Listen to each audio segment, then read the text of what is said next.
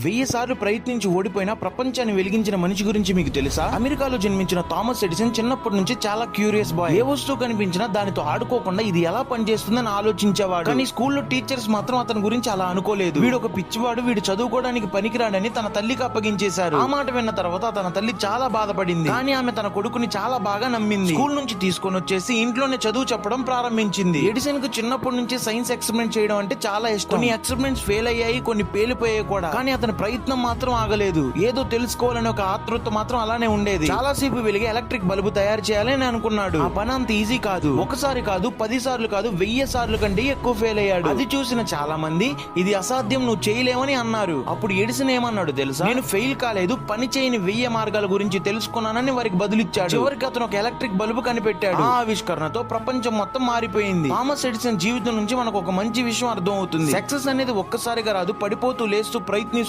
ఉంటే ఖచ్చితంగా